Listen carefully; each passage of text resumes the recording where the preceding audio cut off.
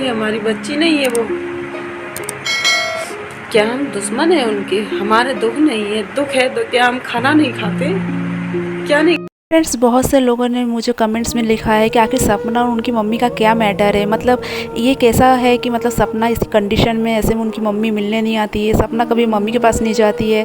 तो ऐसे कंडीशन में तो कोई भी लड़की अपनी माँ को सबसे ज़्यादा याद करती है। तो सपना के ससुर जी और सास ने मना करा है उनको मम्मी से मिलने के लिए।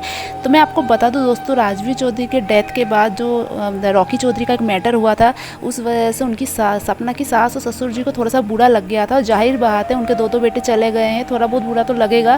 बट इसलिए सपना संस्कारी है, हमें भी पता है कि सपना अपने सास ससुर को कितना ज़्यादा मानती है। वो उन औरतों में से नहीं है कि सास ससुर के ऊपर मुजोरी करे, झगड़ा करे, घर में मायके में चली जाए या फिर मायके वाले को घर में बिठा ले, उसमें कि सपना है नहीं। तो सपना ने ये सोचा कि अगर ऐसी कंडीशन के बाद मैं अपनी मम्मी से बात करूँगी तो हो सकता है शायद सास ससुर को बुरा लग जाए, सास ससुर शायद बात ना करे, क्योंकि सपना बहुत प्यार करते हैं अपने सास ससुर से। क्योंकि सास ससुर उस नाम के ही सास ससुर है, वो भी माँ बाप से भी बढ़कर है। क्योंकि उन्होंने तो बहुत कोशिश करी सपना की ज़िंदगी में रंग भरने की, सपना की किस्मत में नहीं था तो इसमें हम किसी को फॉल्ट नहीं कर सकते।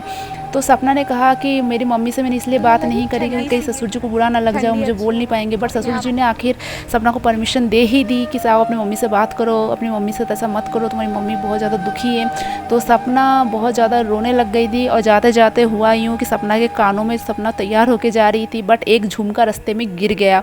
तो सपना को लगा कि कहीं कार में तो नहीं गिर गया, तो सपना रोने लग गई। सपना ने कहा कि ये झुमका शायद राजवीर चौधरी ने उनको गिफ्ट में दिए थे, तो एक झुमका उनकी कार में रह गया। तो फिर उन्होंने ड्राइवर को वापस बुलाया तो कार में झुमका उनको नहीं मिला। तो वो बहुत ज़्यादा परेशान है क्योंकि शायद वो डायमंड के हैं या फिर गोल्ड के हैं, कह नहीं सकते। बाकी अभी सपना की तरफ से कोई अपडेट ऐसा आया नहीं कि उनको मिला है कि नहीं मिला है, कि घर में से चोरी हो गया। क्योंकि कुछ दिन पहले उनकी जो जेठानी घर में आई थी माफ़ी मांगने के बहाने मिलने, उन्होंने भी बहुत कुछ करा था, शायद ऐसा सुनने में आया था कि ऐसा तो नहीं कि उनके हाथ लग गया सपना का कान का।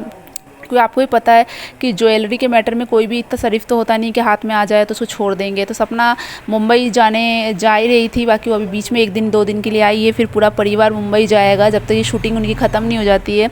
उसके बाद उनको ब्लैंक चेक भी मिला है, बहुत कुछ मिला है, आगे बने रहिए।